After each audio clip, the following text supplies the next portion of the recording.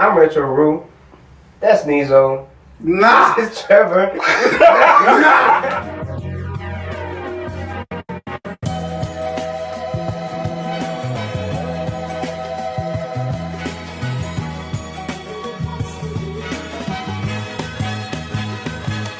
Gotta get up and get it, I got some funds to approach. Big dog off the chain, can't stay on the poach. I'ma get what I deserve, I've been working the most. It's around the corner, I feel like I'm close. I don't need no navigation, just a Pandora station. I use my spirit as my compass, deviating location.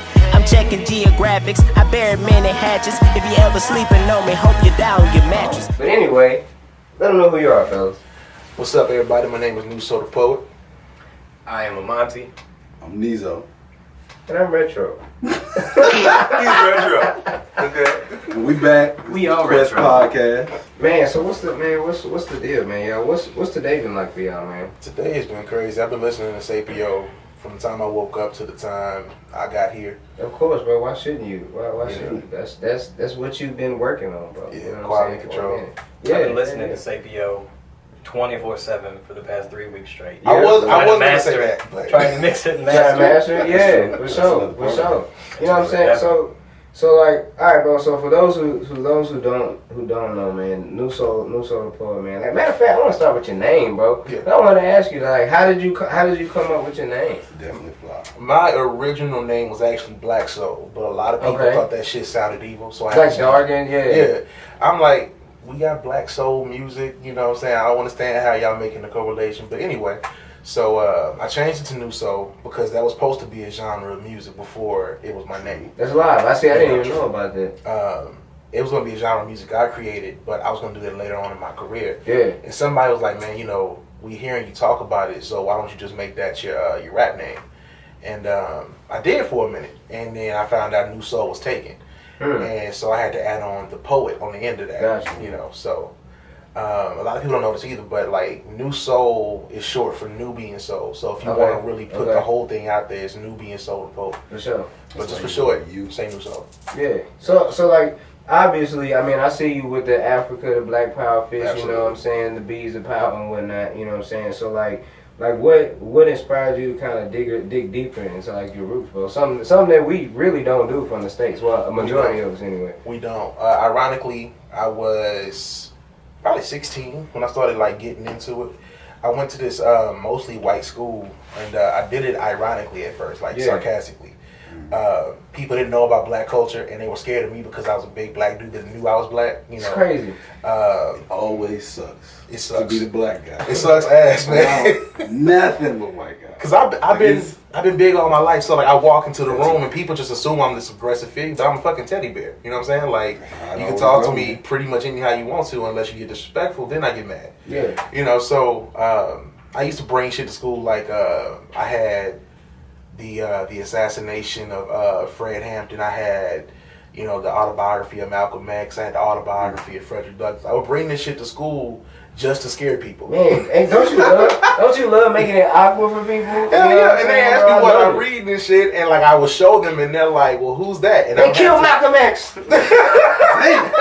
They shot him. and I would have to explain who Malcolm X was. They would go home asking Wait. their parents and shit. You had to explain. Oh, that's wild. Ain't Did you nobody- ever stand up on the tables and preach about Plymouth Rock? Plymouth Rock living on us. Where is Plymouth Rock? I'm not gonna go into that We're going to leave it alone until after Thanksgiving. We're going to throw shit. it We out will be here. there for an hour and a half on Plymouth Rock Is it alone. Virginia? I don't know. I have to look that shit back up though. It landed on us, bro. We don't know. Yeah, man. We don't know. But I would have to explain who Malcolm X was. I had to explain who Frederick Douglass was. Come on. You know, this shit was not taught in this school. Like, Yeah. you know, so when they would ask me these questions, they would go home, ask their mothers these questions. Then mothers would come up to the school and ask me where am I getting my information from, and I'd be like, these books, bitch. You know what I'm saying? Wait. What community was this, bro? This is in Beaumont. What school you went to? I went to, for this little 3-year period, it was a school called Living Waters Christian Academy. Okay, see, that's what. Yeah, where that's at? It's on the outskirts. It's past Legacy. Okay, It's a church actually. And if I'm not mistaken, I think the school has been discontinued since. Okay. But I went there for like 3 years. Hated my teacher. You know what I'm saying? I'm sure she hated you. She definitely did. Because we had cubicles and shit, so they would let us decorate the cubicles. And In the classroom? yeah. Wow. They was training y'all for the office workplace. Oh, nigga, trust me, they was. Man. But I used to like when I first got there, I would put up shit that I like. You know what I'm saying? So I had Tribe Called Quest in this corner. I had fucking Nas in this corner. Had Run DMC in the dead middle. Everybody else had like rock bands and shit, and nobody was getting talked to about that. But she get to my desk, the teacher, you can't have this in here. This is a church. I'm like, what about the person next to me that got Motley Crue hanging up in their shit? Oh, that's different. How the fuck is that different? You know what I'm saying? Skin tone, And so it's funny, and people think I'm lying when I tell this story. There's a picture of Q-Tip and Busta Rhymes in like 1991. I cut it out from a magazine. I convinced the teacher that Busta Rhymes was my cousin, and she allowed me to hang it up. That was the only picture that she allowed me to hang up. Everything else had to be taken down. What? You convinced? Because everyone assumed that I knew famous people. I don't know why, but yeah, my grandmother had the prayer Shabazz hanging up in the bathroom. There were books all around my grandparents' house, which is where I got the books from. No. And as a kid, you don't pay attention to it because you just assume, okay, well, cool, books. My grandparents read and shit, cool. Yeah, it's old people stuff. But but the older I got and I got into my teenage years, and I'm around all these white people, I started. I don't know. I felt weird. It's not necessarily that I felt like I was threatened because fuck no, I'm not threatening this at school. For sure. Yeah. But I felt like okay. I need to cleave to something because I can't relate to these people, So I was the outcast by nature at 16 years old. So you the only brother there? They had one other black dude there, but he was like around the rest of them from the time he was 5, so that shit didn't matter. I got there, he was 10, and he didn't know who Malcolm X was, and that shit was lost on me. I'm like, you serious? See, that's on his parents though. But no, that's real though, because that happened for me. Yeah. I came up in white school, Me too. being the only white kid, and when I got to like middle school, it was literally a divide in the gym. Yeah. You saw white kids sitting here, you saw black kids sitting here. And this is in March. From where I'm from, I only knew white kids, so I was sitting there with them. And at some point in time, I was like, man, this don't make no sense. I had to walk over to the other side just to figure out what I didn't see. I had the complete opposite because I went to elementary out here. Yeah. You know what I mean? So I was at Franklin, and it was mainly black. Then I went to Beaumont, and I go and I'm like, all right, so we have everybody here. We got black, we got white, we got Hispanic, we got Middle Eastern. Like, damn. I still Okay. know black people in Beaumont who don't even communicate with white people. But for some reason, a lot of people have been scarred. You know what I'm saying? I will say that, but. And don't get me wrong, I understand both sides of it. I do understand people being scarred. I understand people having certain upbringings or whatever. One thing that I can throw out there, I am pro-black, but I'm not anti-white. A lot of people think that if I'm saying I'm pro-black, I'm just like these other extremists that just be like, kill whitey and, you don't belong here and all that bullshit. Man. I'm never that extreme because if you really want to get down to the nitty gritty of it, a lot of us, if you're not Native American, this is not your land. Man, come on. Period. Come on. White people came from Europe and all those other countries over there. Then you have black people, of course, who came through on the slave ships. You know what I'm saying? You have the Hispanics who came up from Mexico. Or We in Mexico right now. Pretty much. Texas is Mexico and so is California. Yeah. But again, like I'm not the extremist. You know what I'm saying? You do have other people who are like that. I will go ahead and I'll say that, but I ain't one of them. You know what I'm saying? I have white people in my family. My great grandfather was white. I have Hispanic people in my family. Yeah. On my mother's side. She's actually from Spain. Damn. She's a Spaniard. It's crazy. When she came over here, she couldn't speak English. You know what I'm saying? So she's an immigrant. I have people in my family that are French. My last name is Bessard.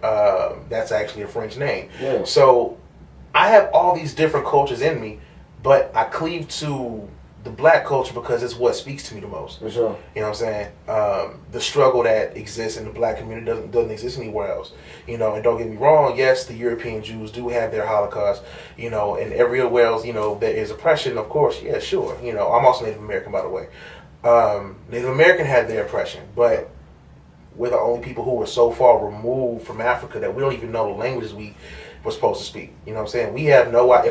If I asked you, where did your people originate from in Africa, you couldn't tell me. No, I can't, bro. And I thought about doing that. Well, not thought. I am going to do the ancestry because like, I want to know. Yeah. Because for sure, my parents, cousins, aunts, uncles, they didn't really pressure me to know it. Yeah. Well, that's ironic, though, because, like, a Korean doesn't have to, you know, Google anything to know that they're Korean. You know, if you're Spanish, you don't have to Google shit to know that you're Spanish. You know, you automatically know where you're from because it's passed down from generation to generation. Exactly. You know, if you were born in a Chinese house, you speak Chinese. Straight up. I don't speak Afrikaans. I don't speak, you know, Kosa. I don't speak any of those African languages that exist in our motherland. I don't even know which language I'm supposed to be speaking. Man, you know, as far as where I'm from. We seem to make fun of the native language, our native tongue. You know what I'm saying? Like I've always heard, and I'm sure you have too, that you know, Africa, people that are born in Africa, raised in Africa, they look at us in a whole different light. Mm-hmm. We basically are white people to them. You know what I'm saying? You know what I'm saying? Yeah. We are American, and we don't live in Africa, so we don't have the African. Like a wolf looking at a dog. You exactly. Know what I'm saying? Like point blank. And you know, just like a wolf looking at a dog and they see an enemy, you know, they see us as an enemy. But if white people go over there, you know, whether they're from Europe or from America, they are welcomed. You know, but I think that's more of an economic thing, not necessarily like we just welcome you because we welcome you. For sure. You know, it's crazy to me, man. You know, I encourage anybody who wants to know more about their heritage. Learn as much as you possibly can. There's nothing wrong with it. I think that as black people in this country, we get back to where we've been. We can have a better understanding of where we need to be going. All right. So as far as back where we've been, man, you talking we're kings and queens of the sorts? Because you know a lot of people don't even think that that's even real to even fathom something. We say that so often. You know, we were kings, we were queens, we were this, we were that. Most people don't understand that the numerical system was created in Africa. Not many people understand that the first languages ever written were in Africa. Science. You know what I'm saying? Science, the first scientists, the first medicines. You know what I'm saying? The first, like the first water system was invented in Egypt. Agriculture. You know what I'm saying? Agriculture, even governments. So, you know, everybody. You have to learn. Exactly. And you know, the thing that troubles me the most though is when people say, "Oh, I'm about Africa. I'm all about the roots." They only talk about Egypt. I'm like, it's so much more than just big Egypt. the continent is. I guarantee if you walked up to any regular black person, asked them who's Mansa Musa, they have no idea. Which is crazy. Mansa Musa is the richest man to have ever lived, and he was a black man. Period. You know what I'm saying? And it wasn't one of those situations where he was the richest man in the world and he was selfish. He would walk around handing out gold. You know, he would walk around helping regimes and shit. And yeah, he was a warlord, but you know, back in those days, you had to be. Yeah, I was about to say. In order to run any regime, you had to be a warlord. You know what I'm saying? That sword down, bro. Exactly. You know, so when I hear the whole, well, y'all were savages before y'all got here, miss me with that shit. Man, you know the craziest thing that I heard now. You know what I'm saying? Right. I was at work, right? And this one guy, we were speaking on, Donald Trump and, the whole paying taxes. Don't get me wrong. I don't agree that people who work every day should have to pay taxes for anybody who hasn't found a way of their own. You know what I'm saying? I don't believe our wages should go to anybody who works the system. Absolutely. Don't agree with that. But this guy managed to summarize in his head somehow that his people were the ones that fought the Indians, got scalped, and now they having to pay for all these immigrants and all this different type of stuff. I was like, do you hear yourself? Oh, you talking about Trump, right? And well, he was saying why he was saying that Trump was trying to, basically standing up for all that heritage that he was speaking on. And I was like, they fought the Indians and got scalped by the Indians. Like, do you not hear what you're saying, bro? Like, that's what they came in the Indians like area. Like this is they home. They came in they home. Somebody breaking your house, what you gonna do? Exactly. You know, it didn't make no sense. Exactly. And you know what? You know, you go in certain places in Africa, it's exactly like that. It's actually, I forgot the name of the island. But on the island, there is no technology. There is no agriculture. It is just, these people live just like we used to live back before there was ever technology. You come on their island, they will kill you. And they make no bones about that shit. Like, look, nobody is touching this shit. Touch that shit over there, but you ain't touching this right here. I don't know you. Exactly. Like, I don't know exactly. you. And you know, a lot of people say, well, you know, that's a barbaric state of mind. I feel like this. It's protective of their culture. And if we had done the same, I guarantee you, we would not be in the predicament we're in right now. No, sir. No, Absolutely sir. not. And I mean, you being Hispanic, right? So do you, from your point of view, like where the country is sitting at, do you think like it's mainly the ignorance that keeps people from coming together? Because I feel like that's really what it is. Well, a lot of it has to do with three things. Yeah. Intent, perception, and accountability. For sure. Like a lot of people say that black people are violent. But instead of saying that it's just a stereotype or you don't know what these people's intent were, whether they were doing these crimes because they wanted to incite violence among their race and stuff like that, there's no way to know intent. And there's no way to justify your intent based off of what somebody says. That's where accountability comes in. Because anybody can, say on the news that, I would like to see Trump's head on a platter. Yeah. And then some black person going out and killing Trump, cutting his head off and bringing him to him on a platter. Yeah. I mean, and then saying, well, it's not my fault. I'm oppressed. He said, I've been through all of this. Trump is racist. And someone that I believe in, someone told me, they incited for me to go out and do this violent thing. I was doing it for my culture. Yeah. I was doing it for this. I was doing it for that. But that's where accountability comes in. It doesn't matter what somebody says, whether they're saying something to uplift you, whether they're saying something to take you down, to quote-unquote incite violence or to tear you down. None of that changes your accountability. None of that changes how you react to things. Someone could call you the worst name on earth, but if you humble yourself about it, none of that will hurt you. Nothing what anybody says can hurt you.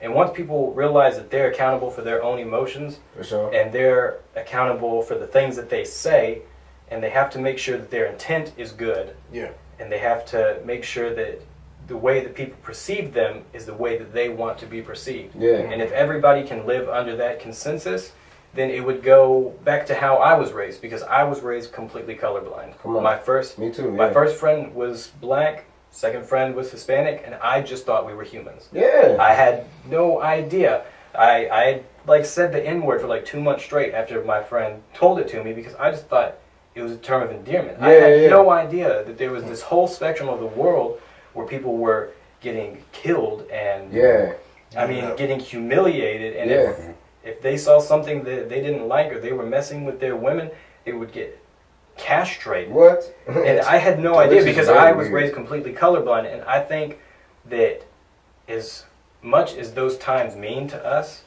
as bad as some people were and as good as some people were, the good people from back then are all gone. The bad people from back then, they're all gone. But we are all here now, and we're not holding ourselves accountable for the way that the country is right now. And we're blaming it on everything else. So if everybody can take it into accountability, that they have to be loving, that they have to see people as humans, if we can all get under that consensus, then it's just like the question that if everybody on the face of this earth put their gun on the floor, would there be war anymore? So how do y'all talk to these type of situations in your music? Like, how do you bring that up?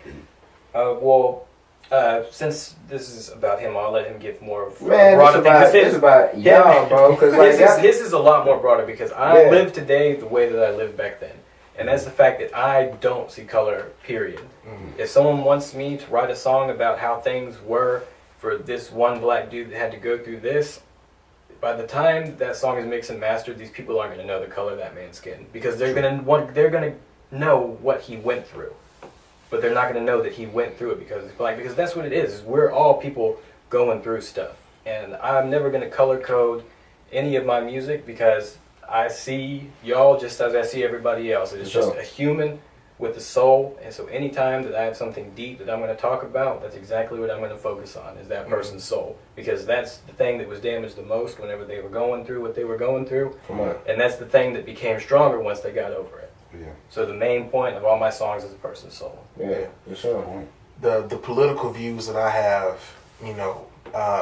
whether it relates to being black in America or just an American in America, it's all brought to a discussion in the music. I feel like dialogue is how we get to the root of the problem. Then once we get to the root of the problem, let's work on how to fix it. Sure. Everybody in America wants to identify what the problem is. And I think that's the issue with the black community. We run around pointing our fingers at racism, but we don't actually do shit to actually fix racism. You know what I'm saying? Like, okay, it's cool, you diagnose this shit, now fix it, motherfucker. You know what I'm saying? I mean, shit. But just like this you is said where earlier. humbleness comes in. Yeah. Yeah. And don't get me wrong, we get killed by police officers. It is a known fact. It's on the news.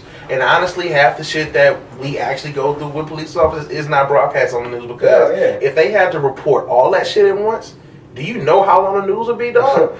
You know what I'm saying? So shot here, yes, there. Oh wait, this just in. It would Five be more have been it would be a whole list on a black screen. Dun, dun, dun, dun, dun, dun, and it'll be just, anyway. So yes, we know that we're getting killed by police officers, but we also know that we're being killed by ourselves as well. You know what I'm saying? Like the same John that got killed on 122nd Street by a police officer is like the brother of fucking Billy who got killed by fucking John. Bro.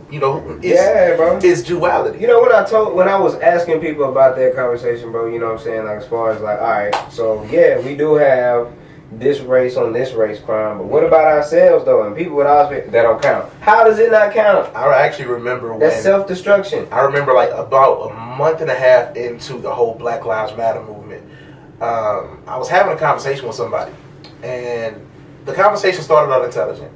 We were having a great conversation. Started off intelligent. It's very hard to keep the shit going over there. Yes.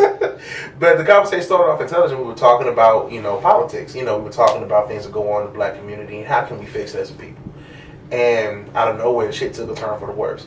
And then when we got back on subject finally, I'm like, you know what, I'm going to tell y'all right now. Black lives matter, but they're not going to matter much at all until they matter to us first. Say that one more time for the camera for me. Black lives matter, yes, but they won't matter much until they matter to us first. Okay. Who do we live with? You know what I'm saying? Like, let's break it down. We do have a ghetto. Who is in these ghettos? Black people. You know what I'm saying? Black people in the ghetto.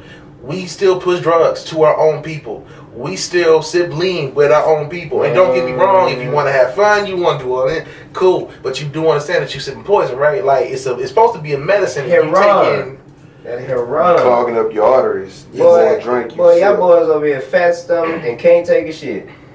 And these people are, if they're not blaming absolutely everything that's outside of the ghetto for why they're in the ghetto, then they're blaming the ghetto itself. But they don't want to actually fix their own neighborhood. They don't spend their money in their own neighborhood. I was just going to say that. We hear neighborhood. Yeah, I mean it's basic economics when you really think about it. I mean, if you want to fix for real, because we have a black business, and you hear it all the time from people. They say, "Yeah, I want to go to this black business, but I don't want to do business with niggas." No ask for a discount just because you add another black person. He gonna charge me the regular price. I don't want to. Well, they gonna charge the regular price on the street too. In 2017, the black community alone spent 1.2 trillion. Imagine if we did what the Koreans and the Pakistanis do with they shit. It circles around their community up to a year before it goes anywhere else. Bro. Even Hispanic culture, bro. I think it's so beautiful to me, bro. Because one, a lot of times in households, nobody's trying to get kicked out, or nobody's forced to be kicked out at 18 when they don't know nothing. Am I right about that or wrong? You know what I'm saying? And then just the fact of it just seems like the family culture, as far as just like it's communal. Yeah, bro, it's communal. You know what I'm saying? It's not like one person on top of the other. It's we all right here and we all about to rise together. You know what I'm saying? At the same time, again, you can correct it wrong. They make sure you know different traits, so you're not just one dimensional. Exactly. You know how to do multiple things. For sure. Mostly because they want to keep the family business going. Correct. Yeah. But at the same, that's a good thing though. That's even better. That's something we don't fucking do. That is something we as black, we don't do that. You know, we have so many black-owned businesses that could actually propel the black economic, situation in the black neighborhoods. But because either A, we are ignorant to knowing where the fuck they at because of either poor word of mouth or people just talk down on that particular business. Or they scared nobody want to go over there, and people scared to go back in the hood. And here's the thing: I've never understood how people come from the hood and are scared to go back to the hood. You know what I'm saying? Like, what is wrong with y'all? Like, because it's once you move out, it's like I don't want to go back. And then you start watching TV, you start watching, the news, you watch movies. Yeah, they have a fear of digression. Correct. Yeah. Yes, that's exactly what it. Bam, took the words And right out of my mouth. I like Empire, right? Don't get me wrong. I watched the show, but I was in the gym one day, and I was watching. Man, they had it was some doctor show, right? Yeah. You know what I'm saying? They had mainly white characters, and then they had Lucius coming in there, boom, same man. You know what I'm saying? With the gun and all that. I'm like, bro, if I didn't know no better, you know what I'm saying? I would really think that that white people are safe in the hospital, and then black people put you in the hospital. I mean, you know what I'm saying? You got certain actors who literally are typecasted though. yeah. Who was that dude with the scar across his face? Great ass actor. I forget his name. Michael. His first name is Michael. Oh, dude, Is it Michael White? Dude played Omar. Yeah. Oh, okay, yeah. He actually made a video where it was him, but he was playing multiple characters on some Nutty Professor type shit. Yeah. And each character was widely different from the other one. He could play in a comedy, dude could play in a drama. He could play this uppity, whatever. He's typecasted because he looks threatening. You know what I'm saying? And we're going to get back on something in a minute. But he's typecasted because he looks threatening. We are so poorly portrayed in media. And I don't think it's all white people's fault because half these movies that we do produce them. You know what I'm saying? Don't get me wrong. Ain't no Jewish white dude told Ice Cube to write Friday. And not saying that Friday is necessarily a bad movie or a good movie, but you gotta admit though, it's a whole bunch of black stereotypes in that damn movie. Well, Smokey puts drugs. You know what I'm saying? It's some. I think at that time. What you said? He got high on his own supply. Exactly. But I think at the time when it came out, bro, that's when. That was the era. That was the era, you know what I'm saying? Hip hop was still fairly new. I mean, hip hop is still new now, you know what I'm saying? We didn't grew up with it, so it's all we done known. But I think at that time we were really getting a chance to push through. So we were like, you know what? We gonna show us, you know what I'm saying, on the big screen. And I don't condemn Ice Cube for writing Friday, but it's the mentality that it took to write Friday. You know what I'm saying? Okay, we're gonna make caricatures of all the people that we know in the hood. Everybody knows somebody named like Smokey in the neighborhood. For sure. We all know somebody like Felicia in the neighborhood. Yeah. We know somebody like Ezel. Yeah. You know what I'm saying? Matter of fact, you almost look like Ezel. I'm playing. Boy, if you don't podcast over, I don't even want to do it no more. You can have the hoodie back. I don't know. But my point was though, we don't care. We create.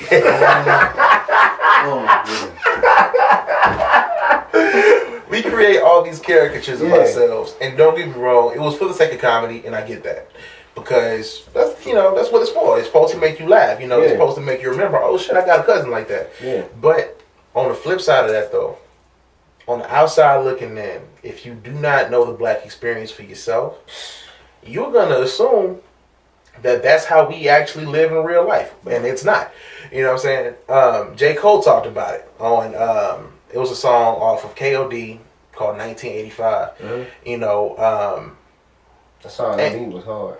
That beat was hard as hell.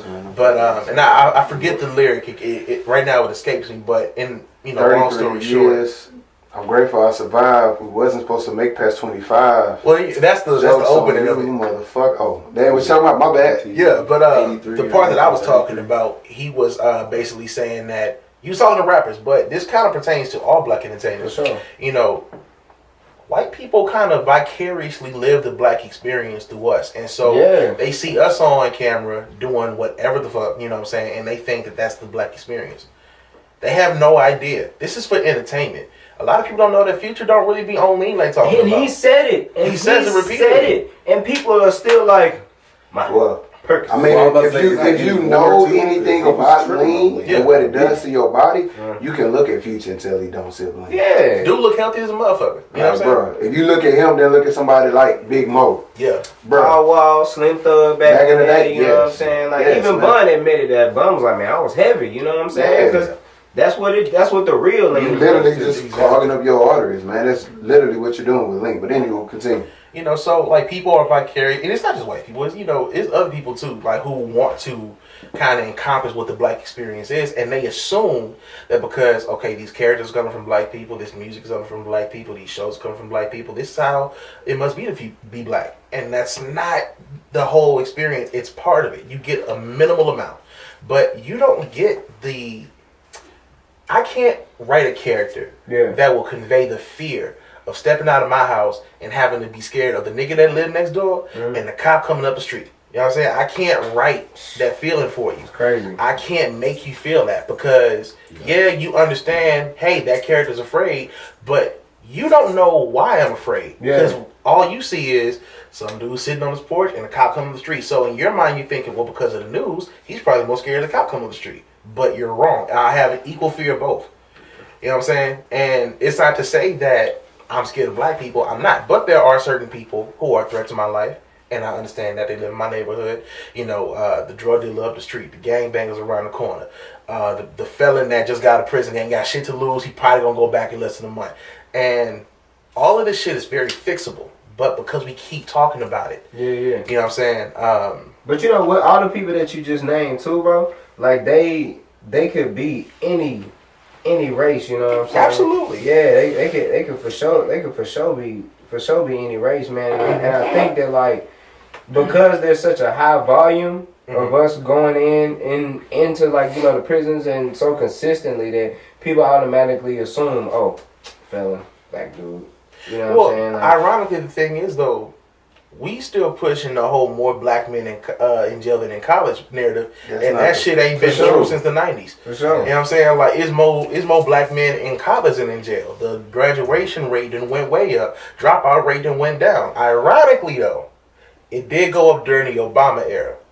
And none of us have ever condemned Obama for his lack of attention to the black community while he was in office. No, he's not obligated. Don't get me wrong. He's a politician. But he did more for any other cause than this one. Well, I think the thing goes back to what you said earlier, bro, about responsibility and pointing the finger at yourself. You know what I'm saying? We have been, I feel, consistently looking for somebody else to save us, bro. Instead of just looking at ourselves and being like, you know what? I just like you, the fact that you're a person, you're my next door neighbor. I want to see you live well. You know what I'm saying? But a lot of people, you know what I'm saying, they so selfish to their own situation, you know what I'm saying? They're like, man, how can I want to see you live well when I can't even figure out how to live well? Yeah. And the thing is, it's like they could easily be like, you know what? We could come together and figure out how to live well. You know what I'm saying? Like that's way easier than sitting here saying like, waiting for some random dude. Yeah, waiting for some random dude to come along and save us, man, it's not realistic. Because I think people's minds got to change. Because I've seen it from both perspectives. For sure. Yeah. Because I grew up in NAACP, being around all of the national conventions and doing things. Like, I was there when they buried the N-word. I marched in that. But I've also stepped back when I was in college. And I've seen the other side of where people are like, well, they don't do this for me. Everybody says this, but nobody does this. So I'm around people who not taking action and stuff. Yeah. So I know that there are things that get done, but there's more of us who have a mind state of, I need someone to come grab me to come do this. Exactly. Even though I can profess out my mouth that this stuff needs to be done. Yeah. I don't want to be the first one to do it. I need somebody else to do it so I can follow it. I need it to be cool first. This is true. There are not enough Stokely Carmichaels.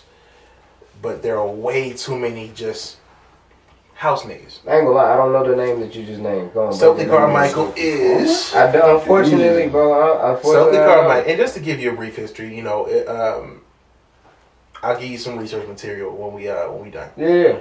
But Stokely Carmichael Civil rights leader. Come on. Probably one of my favorites because dude was just he wasn't Malcolm, but he wasn't MLK either. You know what I'm saying? Ooh, that's a good. I like him already. Because he had both sides. You know, exactly. like, he definitely was peaceful. He was a peaceful man. Trinidadian.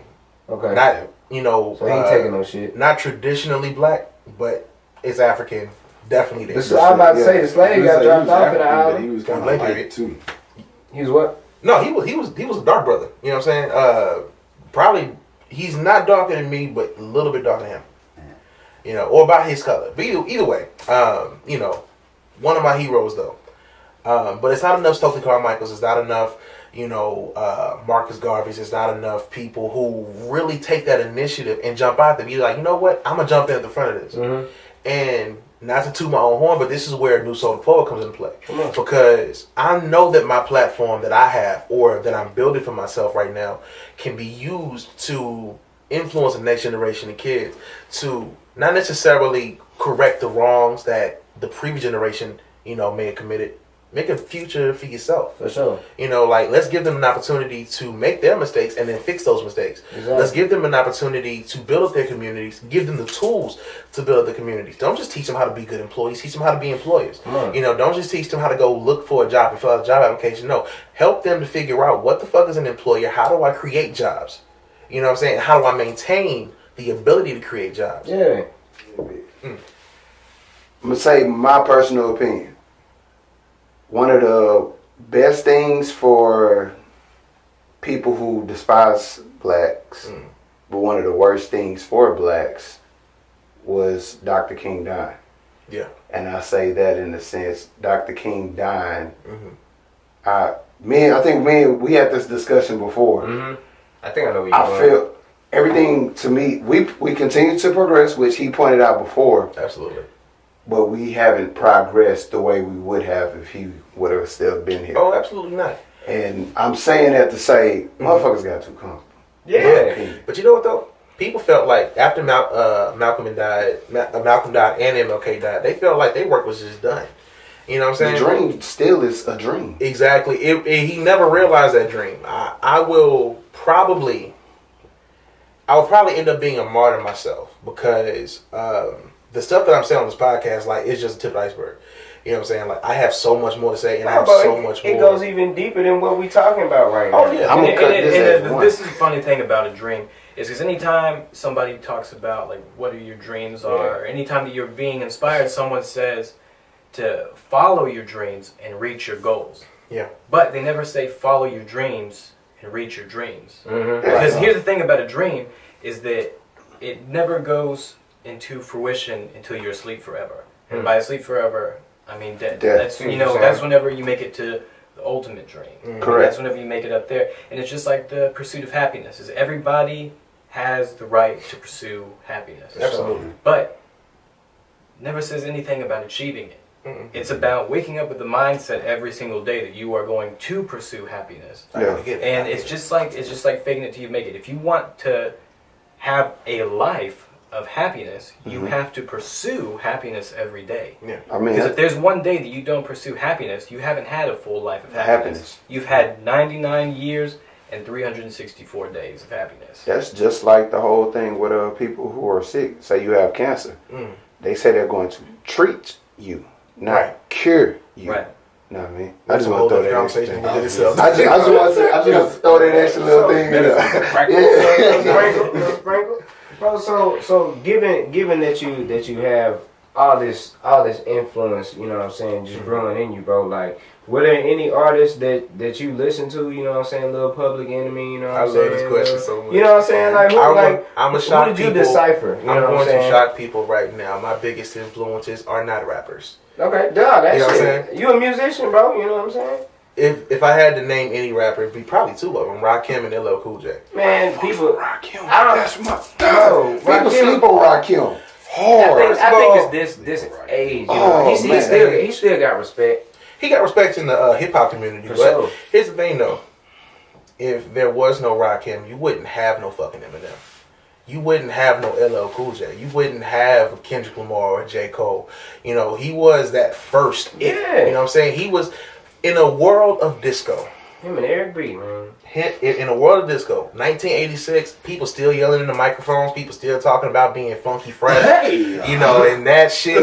You know, and don't get me wrong, I love that sample, love it to death. But you know, Rakim came out with lyrics like fucking "Take you on a walk through hell, freeze your dome, and watch your eyeballs swell." How long you been doing music? I've been writing music since I was 7. That's dope. I've been doing hip hop since I was 17. Damn. I didn't start writing until I was like about to be a fucking adult. Yeah. You know. So not even quite 10 years yet. You know, a lot of people who do hip hop, they be like, you know, I've been doing this since I was 7, but then they be like sucking. You know what I'm saying? Like they terrible. I'm like, it might be time to hang this shit up, dog. You know, with me, I was like, yeah, I ain't been doing this shit 10 years yet. You know, I don't feel like my best shit has come about. They probably won't until like the next 10 years. But nah, when I was in album mode was immediately after I saw Welcome to the Dawn hit stores. Okay. I looked online on Google Play. I saw my single Black Roses, part 1, and then I saw Welcome to the Dawn. I'm like, this shit look cool. Yeah. Time to work. You know what I'm saying? Right back to work. Because a lot of people, like, they put out projects and they get complacent, you know, and I never wanted to be like one of those people that put out one project and they think, I'm good, you know. I'm going to just put this shit out and I'm going to be okay. But I'm like, nah, you know, you have resources. And I felt like Welcome to the Dawn wasn't my best work. I felt like I could have done better. But it was too late, you know, it was already out. So I'm like, you know what, I'm going to start from scratch. You know, my boy Monty, God bless his brother, by the way, you know, because if it wasn't for this dude, this would have been Welcome to the Dawn Part 2. You know what I'm saying? It really would have been cool. But Sapio, I dug deeper. You know, I wanted to put more in-depth lyrics to this shit. I wanted to make sure that I really used my mind and used my soul because, you know, Welcome to the Dawn, I kind of phoned it in because it was mostly old material. You know, these are old concepts. Like Welcome to the Dawn, that was a concept that I thought of like back in, I think, 2016. For sure. It just came out this year. But you gotta get them ideas out though. You do. Yeah. You know, it's hard to kill your babies. You know, when you're a writer. Very harsh stop, but yes. That metaphorically speaking. No babies were killed. No babies were harmed in the making of this podcast. Who was that woman that killed her kid? Casey Anthony. Okay, I don't know if that was it, but we gonna go with that. But listen, I got that statement from Quincy Jones himself. You know, like when they were making Thriller and Bad. How many songs are on there? Yeah. Oh, they recorded like close to 90. Yeah, exactly. You know what I'm saying? And they had to like put most of them shits and just select 9 of them. Yep. But you know, when you're a writer, especially when you feel like you just found your footing as an artist, you know, and you're writing all this stuff out, you're like, man, this shit's cold. I don't want to throw it away. Even though like part of you knows like you can do better than this though. You know. Like, Welcome to the Dawn was just like that for me. You know, these are the bastard children that I didn't want to kill. You know, or give up for adoption by giving them to somebody else. So I went ahead, I put them out. You know, that's really why I didn't promote Welcome to the Dawn. For sure. You know, like I promoted it for a good month solid. And then like right after that, I'm calling them like, hey. You on to something new, bro. I'm ready to hit something else, you know. And it took us a while, you know, to be able to find out where do we want to go. You know, because we knew Welcome to the Dawn went this way. Let's go this way. You know, that's where the concept for Sapio came. For those of you who do not know, Sapio, the album title is actually short for sapiosexual. Sapiosexual is simply someone who finds intelligence sexually arousing. Come on. Give it to me, girl. That is... Read a book with me. Tell me about some facts. You know, that's the... Hey, while you playing, if I can watch a girl strip in front of me, and I'll be just fine. I see a naked body. Okay, cool, titties. You know, hand them over. All right, we done. Bye bye. You know, but if I can hold a conversation with you, hell yeah. We'll if you can strip and tell me the name of every single country. Come on, girl. Hold on. What's that song where they were talking about the fucking map on Animaniacs? Man, like girl, be like, look, tell me, look, give me the anatomy of what you stripping down with. Tell me where my tags. Tell me where your femur at. You know. You tell me from Texas right now. what's the 10-point program out of the Black Panther Party? Yeah, go ahead and tell me about that shit. Girl, talk about the oppression of my people, girl. What's it? Secret formula. But I'm serious though. So with that message, are you trying to portray that you want intelligence to come back, or you bringing intelligence to the forefront? Intelligence has always been here. You still have Wale, you still have J. Cole, you still have Kendrick Lamar. But I started out as an artist to be, a conscious hip hop artist. Come on.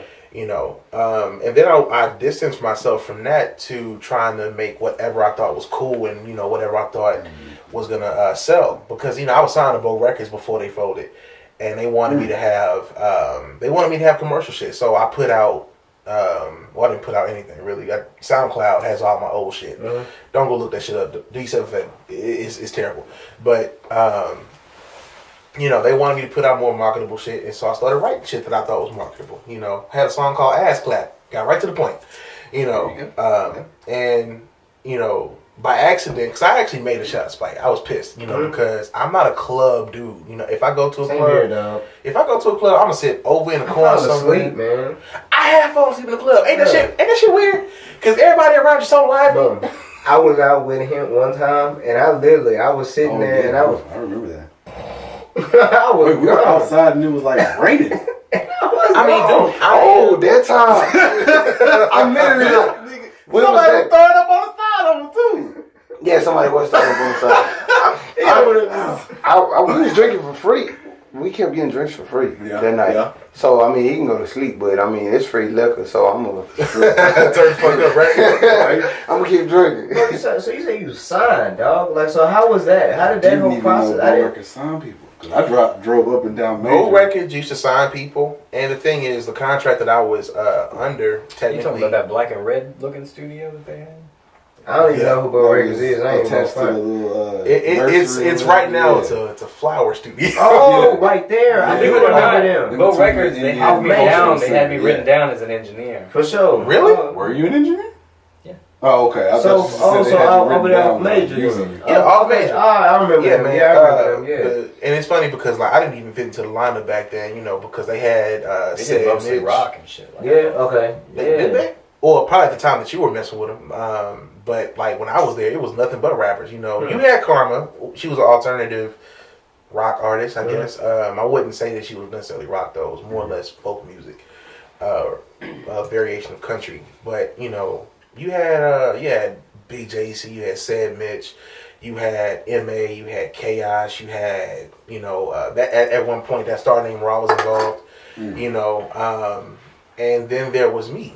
I wasn't anything like that. I was still finding myself. I was like 18. This is a year after I started rapping for real. I started writing my own bars and shit. And they signed me because they were like, man, you got that old school feel. We need that in the crew. I'm like, why do you need that? I didn't argue with them because hell, free studio time. So I wasn't tripping at all. Stayed there for like 4 years and I left. And like right after I left, it just folded. Since then, I've been kind of doing my own thing. I was gonna start this label with my homeboy Exposure, but that fell through. Me and him at a party of the ways, we just butted heads too much. And so now I'm on the independent grind with my boy Amante. What was your question again? Yeah, that was it. I was just asking you about your experiences being signed. You know what I'm saying? So y'all mentioned that you said Welcome to the Dawn went this way. You know what I'm saying? So. What was like the process in Sapio? Like, did it start with beat that Monty made and you just hopped on it? Or it was definitely it definitely had a lot to do with production because he's way back in time, and any of my music and the beats that I make that I would just sell to anybody. They're really synthetic. They're rarely sampled out and stuff like that. So they're really digitized. Okay. And one of the things that was able to bring inspiration to lyrics, vibes, moods, and everything like that was bridging the gap between the 90s sound and today's digital era. Yeah. So, once I put in the synthesized, bass and the hard digital kicks and snares and stuff like that, and then I contorted a nice sample or a nice live piano or something like that that really sounded back in the day, and I cut down the drums a little bit, took out some of the high ends, and made it sound a little more authentic. For sure. And then I brought a little bit more of the digital aspect to the samples that I made, that it just made like these incredibly unique beats. Yeah. And then as soon as we constructed the beats and started listening to them, lyrics, choruses, everything just poured out. For sure. So y'all were in this room, Yeah. grinding it out. So what was some of the latest nights that y'all had? How late Gotta was y'all? get up and get it, I got some funds to approach. Big dog off the chain, can't stay on the poach. I'ma get what I deserve, I've been working the most. It's around the corner, I feel like I'm close. I don't need no navigation, just a Pandora station. I use my spirit as my compass, deviating location. I'm checking geographics, I buried many hatches. If you ever sleeping on me, hope you're down your mattress.